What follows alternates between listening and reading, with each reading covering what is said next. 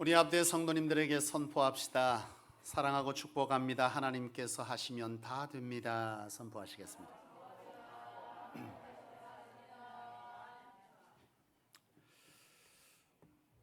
오늘 함께 받을 말씀의 제목을 우리 같이 한번 읽고 주신 말씀의 은혜 받기를 원합니다. 한번 읽어볼까요? 시작. 여러분, 가치 있는 인생, 복된 인생이 되기 위해서 어떻게 무엇을 해야 되느냐라고 하는 것을 이 시간에 같이 함께 말씀으로 은혜 받기를 원합니다. 사랑하는 성도 여러분, 성소는 하나님 안에서 부흥해 갈 교회인 줄로 믿습니다. 나는 우리 성소 교회가 부흥하듯이 성소에 속해져 있는 우리 성소의 모든 성도님들의 삶이 하나님 안에서 복된 삶이 되기를 원합니다. 하나님께서 부흥하게 하실 때 그 부흥을 감당할 일을 감당할 수 있는 능력을 우리 성도님들에게 받기를 하나님은 원하시고, 바로 여러분들은 그것을 미래에 여러분들의 되어질 일로 품고 살아가야 될 줄로 믿습니다.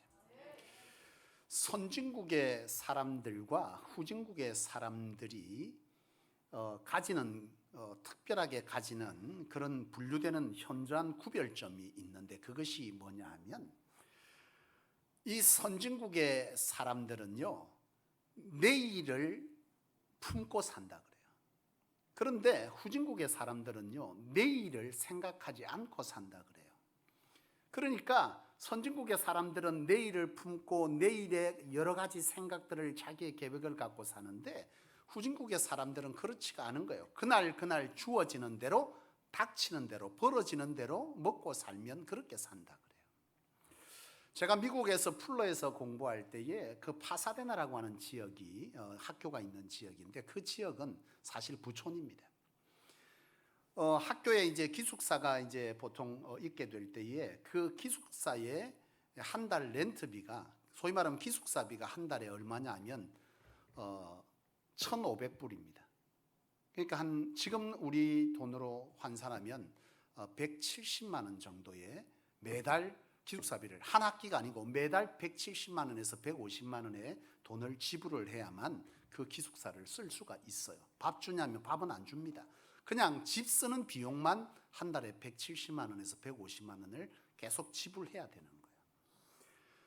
물론 지금 우리가 알고 있는 고등학교나 대학교의 기숙사하고는 조금 다릅니다.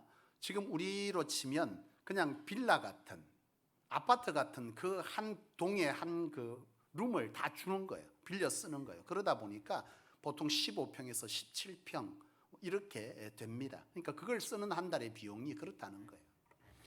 어쨌든 이 플러가 있는 이 지역은 굉장히 이제 LA에서 1시간 정도 떨어져 있는 곳이고, 그 지역은 사실 굉장히 살기가 좋은데요. 참 희한한 것은 그 지역에 큰 도로를 하나 끼고, 이 지역은 백인들이 살고 건너편 지역은 히스패닉이 살고 있습니다. 히스패닉 그쪽에 가면 마트가 있는데, 그 마트는요, 히스패닉 사람들이 주로 가고 한국의 유학생 목사님들이 갑니다. 왜 그러냐면 거긴 굉장히 저렴해요. 물가가 되게 저렴합니다. 멜론 같은 거, 우리 보통 큰 거 한 이만한 이 멜론들 사면 한국에서 보통 얼마 주죠? 10,000원에서 15,000원 이렇게 줘야 되잖아요. 1불에서 2불 합니다. 그런데 멜론을 보면 흠이 있거나 조금 상태가 별로 안 좋은 이런 물건들이, 어쨌든 이 히스패닉 마트에 가면 모든 물가들이 굉장히 저렴합니다. 상품은 별로 좋지 않아도. 이처럼 히스패닉들이 사는 이 경계, 이 도로 하나를 끼고 이 히스패닉들이 살고, 여기는 백인들이 사는데요, 집의 모양도 평수도 조금 틀립니다. 백인들이 사는 곳은 주택처럼 이렇게 지어져 있고 거기에 정원이 있고 이렇게 돼 있어요. 굉장히 이 도로 정비가 잘 돼 있는데요, 이걸 하나 딱 넘었으면 집들이 따닥따닥 붙어 있고 집의 평수도 작고 정원들이 별로 없는 그런 구조를 띠고 있습니다. 그런데 참 희한한 것은요, 이 백인들과 이 히스패닉 사람들, 이 사람들이 사는 삶의 스타일이, 라이프 스타일이 굉장히 다릅니다. 백인들은 직장도 보면 정상적인, 그러니까 고정적인 수입이 되는 그런 직장을 대부분이 갖고 살고요, 이 히스패닉들은 그런 직장을 선호하지를 않아요. 물론 그런 길도 잘 안 열리지만, 사회적 구조가 이 남미계 이 사람들은요 주로 직장을 어떻게 구하느냐 하면 지금 우리로 치면 아르바이트 자리를 구하는 거예요. 주급제, 한 달을 하고 뭐 3개월제 이런 식의 직장을 구해서 다닙니다. 그런데 더 희한한 건 뭐냐면 주급을 받으면 이 사람들은요 주급을 받아서 살 때에 저축 같은 건 절대 안 합니다. 그냥 한 주일 동안 살고 그 한 주일 동안 살고 남은 돈이 생기면 그 돈 가지고 클럽에 가고 놀러 다닙니다. 청년들이. 그러니까 이들은요 내일이 있습니까 없습니까? 그들의 인생에는 내일은 존재하지 않아. 그저 오늘 주어진 대로 닥치는 대로 그렇게 사는 거예요. 저축 이런 거 없습니다. 그 사람들은 가난할 수밖에 없는 거예요.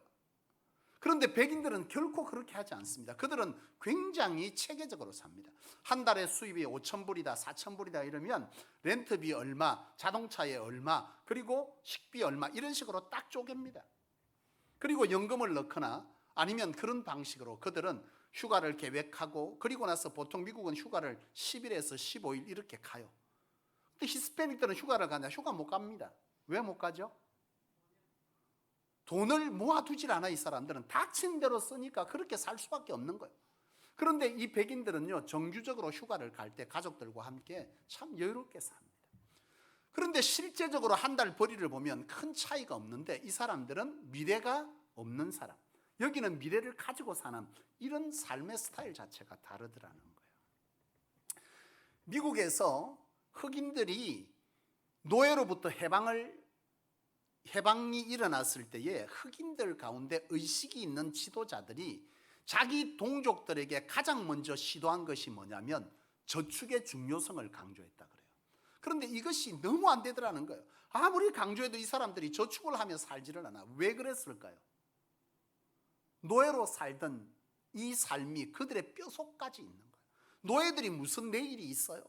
노예들은 내일이 없어. 주인이 주는 대로 그날 먹여주면 먹여주는 대로 살았던 사람들인지라 그들에게 인생의 자유가 주어졌음에도 불구하고 그들은 미래를 생각하지 않는 거예요. 생각할 수 없어요.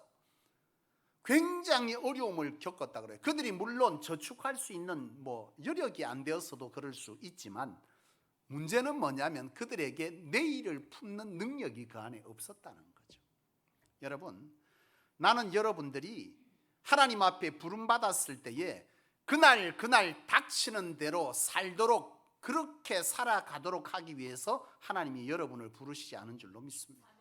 하나님은 여러분 안에 계획을 담고 있고 여러분들을 통해서 하나님을 드러내며 여러분들의 인생이 이 땅에서 여호와로 인해서 빛나지기를 하나님 원하시고 그런 인생 살도록 여러분을 부르시고 여러분들을 통해서 하나님의 교회를 부흥해 가기 위해서 하나님은 여러분들을 선택한 줄로 믿어요.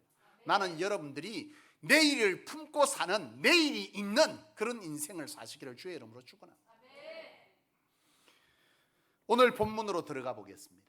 오늘 본문은 느헤미야라고 하는 한 사람이 등장을 하는데 이 느헤미야는 페르시아에 사는 소위 말하면 벼슬아치인데 유대계 이스라엘 사람 페르시아의 벼슬아치입니다. 그러니까 이 페르시아는 페르시아 사람이 아닌 유대계 이스라엘 사람이 지금 페르시아의 왕궁에서 벼슬을 가졌다는 얘기예요. 그런데 이 사람이 이와 같이 왕궁에서 벼슬을 할 때에 이스라엘 백성들 그들의 동족의 상황이 어떤 상황이냐 하면 이들이 지금까지 페르시아의 속국으로 살았어요. 우리가 일제시대를 겪었던 것처럼 이스라엘이 하나님 앞에 예배를 실패하고 하나님 앞에 신앙을 저버릴 때에 우상을 숭배하고 저버릴 때에 그들을 하나님께서 페르시아에 붙여서 뭐하게 한 거예요? 소위 말하면 노예살이, 종살이를 하게 한 것입니다. 사람은 항상 무너져 보면 그때서 하나님의 능력이, 하나님의 은혜가 얼마나 큰지를 알아. 이스라엘 백성들도 인생이 페르시아의 속국을 살아보니 너무 힘든 거야. 하나님을 찾을 수밖에 없지. 그들의 인생을 돌아봅니다. 왜 우리 인생이 이래 됐을까? 돌아보니 그들이 성전이 없고 예배하는 것이 없고 그들이 하나님 앞에서 멀어져 있더라는 거예요. 그래서 그들은 다시 돌이켜 회개하면서 하나님 앞에 다시금 성전을 쌓고 예배하기를 갈망했습니다. 그런데 그들에게는 그럴 힘도 없죠. 이 느헤미야는 한편 느헤미야는 바로 이런 상황들 속에서 감사하게도 하나님 앞에 이스라엘 백성들이 하나님 앞에 회개함으로 통해서 하나님이 이 이스라엘 백성들을 페르시아에서 해방을 시켜서 다시 그들이 살던 예루살렘으로 돌아가게 하는 역사를 보여주세요. 이런 시국 속에서 느헤미야는요 생각하는 거예요. 자기 동족을 보니까 자기는 왕궁에서 잘 살고 있지만 벼슬아치를 하고 있지만 자기 동족들을 보니 그 예루살렘으로 돌아가서 사는 삶을 보니 참 불쌍하게 사는 거예요.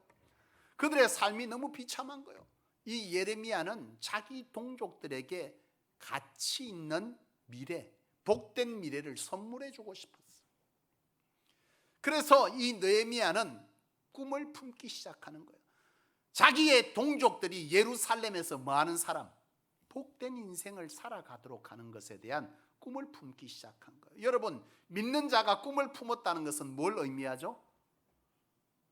하나님으로부터 이 일을 내가 뭐 하겠다는 거예요? 이루겠다는 그 선언 아니겠어요? 세상 사람이 꿈을 품는 것과 우리가 꿈을 품는 건 다른 일인 줄로 믿습니다. 우리가 꿈을 품었다는 것은 하나님으로 그 일을 뭐 하겠다는 거예요? 이루겠다는 결정 아닌가요? 나는 여러분들이 꿈을 품는 인생이기를 원하고 하나님으로 내가 이것을 이루겠다고 결단하는 시간이 바로 여러분에게 꿈을 품는 시간이 될 줄로 믿고 그렇게 되기를 원합니다. 믿는 자는요 꿈을 품는 거예요. 내일이 있어야 돼. 하나님은 그렇게 하기 위해서 여러분을 부르신 거예요. 내일 나는 어떤 인생으로 이 성소에서 어떻게 쓰여질까, 이런 꿈을 품어야 되는 거 아니에요? 가치 있는 인생의 꿈을 여러분 품고 살아야 되는데, 오늘 믿는 자가 이처럼 꿈을 품는다는 것은 내가 이렇게 해서 이렇게 한다, 이것을 넘어서서 내가 이 꿈은 하나님으로 이 꿈은 뭐 하겠다는 거예요? 이루겠다라고 하는 이런 결정이 바로 여러분 안에 꿈을 품는 일인 줄로 믿습니다. 이 느헤미야는 바로 그것을 품었다는 것은 내가 하나님으로 내 동족 이스라엘에게 뭘, 여러분, 예레미야의 예루살렘 성을 다시 재건하겠다라고 하는 바로 이런 꿈을, 이런 미래에 대한 내일을 이 예레미야는 품었던 것이죠. 그렇다면 이 느헤미야가 장차 자신에게 복된 미래를 위해서 하나님으로 될 것이라면 가장 먼저 해야 될 일이 뭐겠어요? 마땅히 기도해야 되지 않겠습니까? 우리의 미래는 하나님으로 되는 거잖아요. 우리의 인생은 하나님으로 되는 겁니다. 참 얼마 전에 방송을 보는데 그 기사를 보니까, 그분의 내가 성함은 잘 모르겠는데 한때 시골에서 막 음식을 이렇게 만들어서 TV에 이렇게 나온 사람인데요. 그냥 거친 음식, 로컬 음식을 만드는데 음식을 참 잘하더라고요. 남자분인데. 근데 그분이 갑자기 심장마비로 죽었다는 기사가 떴더라고요. 봤어. 나이도 젊어요, 그분. 여러분, 우리 인생이 살았다고 콧구멍 숨 쉰다고 살아있는 게 아닙니다. 여러분, 우리 인생은요, 우리의 미래는 하나님의 손에 달려 있어요. 오늘 건강하다가도 내일 부르면 가는 게 우리 인생입니다. 물론 그래서 마음껏 아무렇게나 살아라는 얘기를 하는 게 아니에요. 우리가 인생을, 미래를 품고 살 때 그것은 하나님으로 되는 줄로 안다면, 하나님으로 되기를 내가 이미 결정하고 그렇게 선포했다면 가장 먼저 그 꿈을 위해서 해야 될 일은 기도하는 겁니다. 내가 기도한다는 건 내가 꿈을 지금 뭐 한다는 거예요? 내려놓지 않았다는 얘기입니다. 나는 여러분들이 복된 미래, 가치 있는 미래를 위해서 여러분 스스로가 하나님 앞에 기도하는 여러분 되시기를 원합니다. 기도하십시오. 기도 안 하고 미래가 어디 있어요, 여러분에게? 기도하지 않는 여러분의 미래를 품으면요, 소위 말하면 망상입니다. 나는 여러분들이 그 미래, 내일의 가치 있는 인생이 현실이 되기 위해서 반드시 해야 될 일은 기도인 줄로 믿습니다. 여러분 기도하시기를 원합니다. 기도할 때 하나님은 여러분들에게 구체적으로 미래에 대해서도 알게 하실 거예요. 기도하는 자가 하나님의 은혜를 입는 겁니다. 나는 여러분들이 그런 여러분 되시기를 축원합니다. 그런데 기도하되 오늘 여러분들이 기억해야 될 것이 있는데, 그것이 뭐냐면, 여러분 기도합니다. 내일을 품었어요. 기도합니다. 그런데 그 기도할 때 그 응답이 바로 오나요, 바로 안 옵니까? 바로 안 옵니다. 시간이 필요해요. 하나님이 내게 품은 이 내일에 대한 이 비전이, 꿈이, 소망이, 소원이 현실이 되기까지는 시간이 필요한데, 그 시간에 필요한 것은, 내게 필요한 것은 두 가지요. 첫째는 인내함이고 두 번째는 준비함의 시간인 거예요. 생각해봐요, 여러분. 재벌 아버지가 있다고 칩시다. 그 아버지에게 아들이 하나 있는데 이 아들의 관심은 오로지 어디에 있겠어요? 성인이 되고 나면 아버지의 재산을 어떻게 물려받을 것인가. 이게 여러분 이 자녀에게는 바람이에요. 근데 아버지도 때가 되어서 이 아들에게 재산을 물려줘야 하는데 이 재벌 아버지가 재산을 물려줘야 하는데 아무리 쳐다봐도 지금은 때가 아닌 것 같아. 그 때가 아니라는 얘기는 뭐예요? 이 재벌 아버지가 아들에게 재물을 물려줄 시기는 언제여야 합니까? 달라고 할 때 그냥 줍니까? 예? 그 자식을 망치는 거죠. 이 많은 재산을 이 아들에게 물려줄 때는 언제냐 하면 이 재산을 감당할 능력을 갖추었다고 판단되어질 때 그때 재물을 줘야 되는 거지. 그렇지 않아요? 하나님께서 우리가 미래를 꿈꿉니다. 미래를 품습니다. 그런데 그 미래에 대해서 내가 감당할 능력이 있느냐 없느냐를 하나님도 보셔야 되지 않겠어요? 여러분들이 그 일을 위해서 뭘 해야 됩니까? 기도했습니다. 그렇다면 이것이 현실되기까지 하나님이 응답하지 않은 그 시간 동안은 내게 인내도 필요하지만 인내만 갖고 있어야 될 것이 아니라 그 시간은 내게 뭔 시간이어야 된다는 거예요? 계획하고 준비할 시간이죠. 기도는 당연한 거고 기도는 지속해야 되는 거고 인내로 기도하지만 기도만 하고 있으면 안 된다는 거예요. 우리 성도들이 오해하는 게 있어. 기도하면 다 됩니다. 맞습니까? 예? 기도하면 다 됩니까? 그게 신비주의입니다. 그러면 반대로 기도 안 하고 무조건 노력만 하면 다 됩니까? 그게 인본주의입니다. 제가 누차 여러분들에게 말씀드리는 것은 뭐냐면 하나님께서 우리를 축복하실 때에 하나님이 친히 하신 일과 사람으로 하게 하신 일이 있는 거예요. 여러분 생각해 보세요. 우리 성도님들 가운데 이제 작은 기업들을 또 이렇게 하고 있는 분들이 계신데 음식을 파는 분이 있어요. 내가 지금 음식으로 뭔가를 하고 싶어.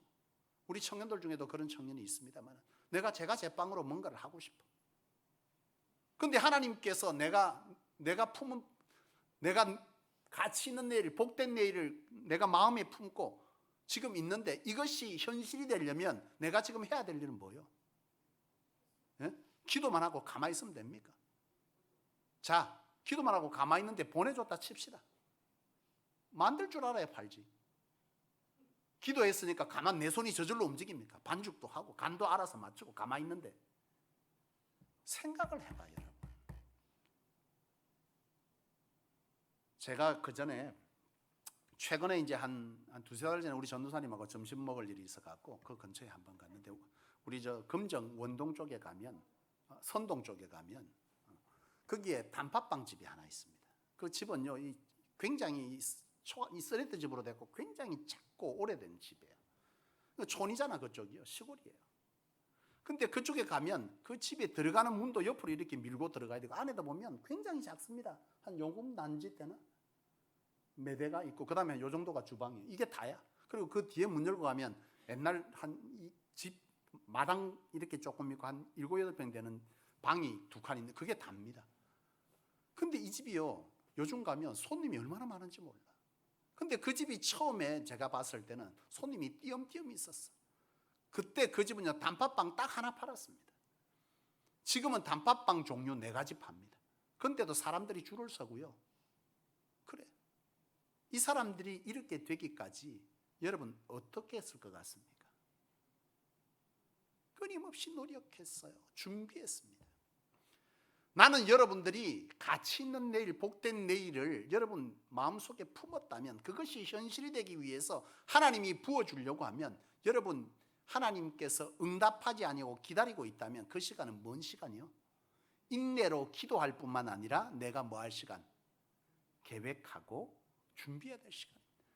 체력이 필요하다면 체력을 여러분 내가 견디는 힘이 필요하다면 견디는 훈련을 해야 돼요. 직장 3개월이 멀다고 바꾸는 사람은요 복조독이 감당 못합니다. 그렇지 않아요? 직장을 사흘이 멀다고 바꾸는 사람은요 하나님 복조독 감당 못해. 단언컨대 어떻게 감당해?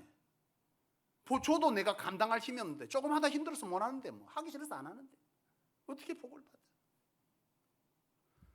내가 견디는 힘도 훈련해야 되고 구체적 계획도 세워야 되고 건강이 필요하면 건강도, 이런 여러 가지들은 내가 준비해야 될 시간이라는 거예요.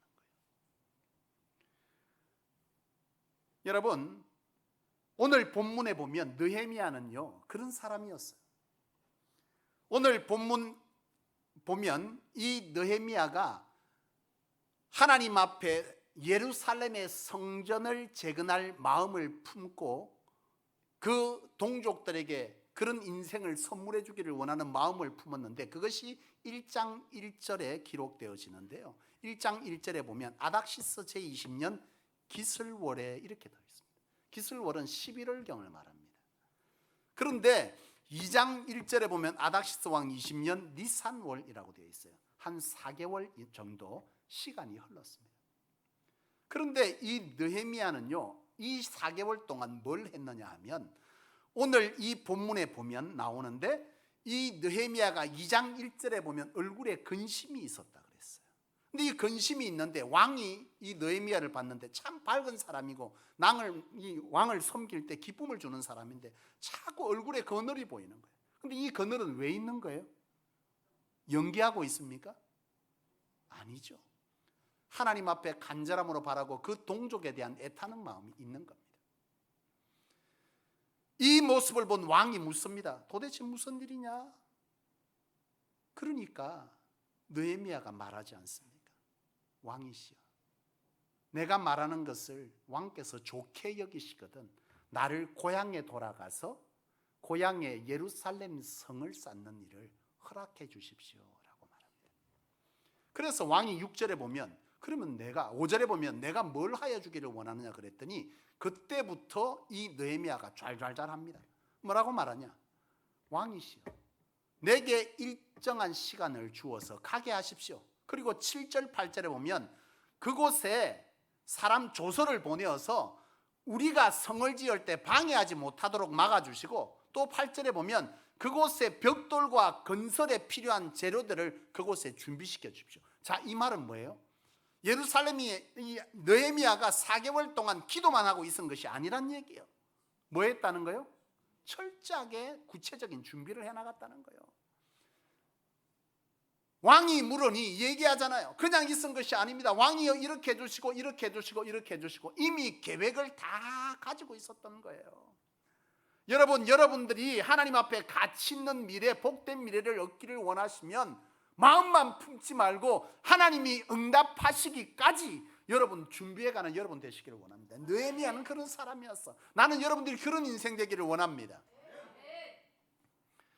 여러분, 그런데 내일을 품고 여러분들이 인내하며 준비하며 살아가실 때 거기에서 가장 중요한 것은 뭐냐 하면 기회를 분별하는 거예요. 하나님께서 때가 되어서 기회를 준단 말이에요. 그런데 그 때를 분별하지 못하면 놓쳐버린다 이 말이에요. 여러분, 기회는 늘 오는 게 아닙니다. 그렇지 않습니까? 여러분, 기회라고 하는 것은 분별의 은혜가 있어야 돼. 그런데 이 분별이라고 하는 것은 어떻게 하냐 이 말이에요. 예수님도 사역을 보면요 이 때를 굉장히 중요하게 생각했어요. 그래서 예수님도 사역하실 때 제자들이 물을 때 종종 하시는 말씀, 아직 때가 이르지 아니하니라, 때가 되매, 이렇게 말씀하신단 말이에요. 예수님도 바로 이처럼 기회의 때를 잘 분별하여 사역하셨음을 알 수 있어요. 나는 여러분들이 하나님 안에서 복된 내일을 꿈꾸되 기도하며 인내하며 준비하며 가되 하나님이 기회를 줄 때 그 기회를 분별하는 은혜가 있기를 원해요. 그러면 어떻게 분별합니까? 딱 보면 압니까? 영안이 열려 있어요. 이 영안이 열려 있다는 것은 바로 내가 영적으로 깨어 있다는 거예요.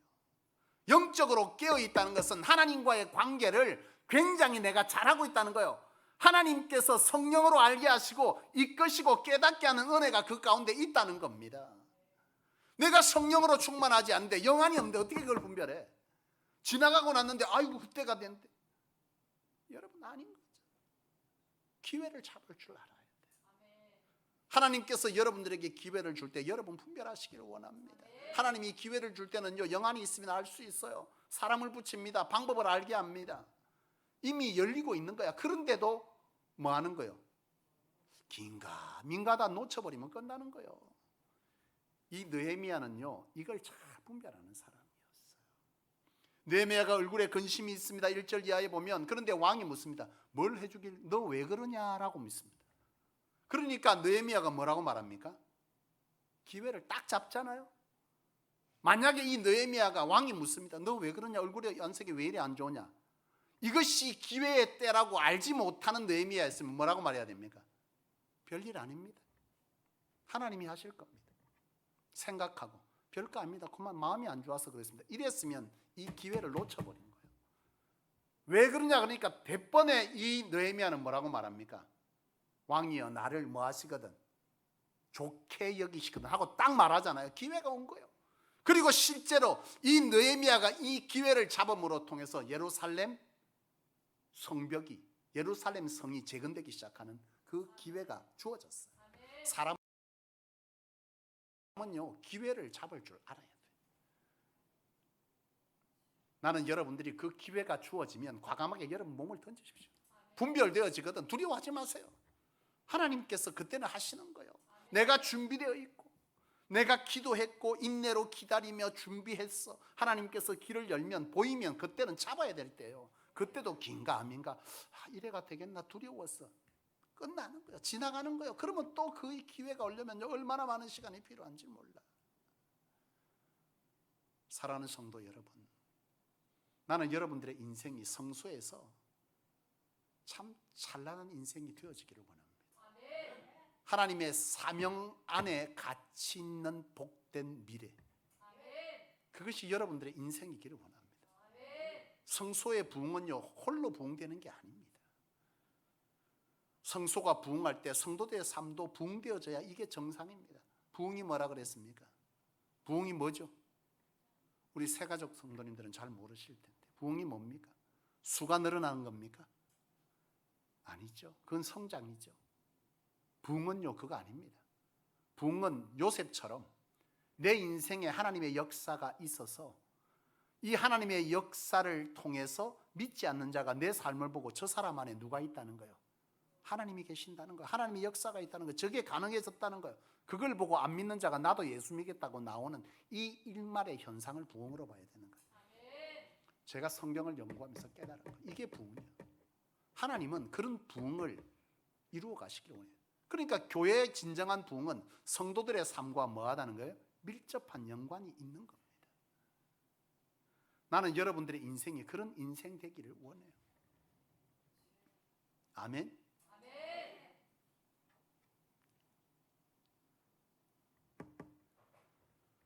사랑하는 여러분,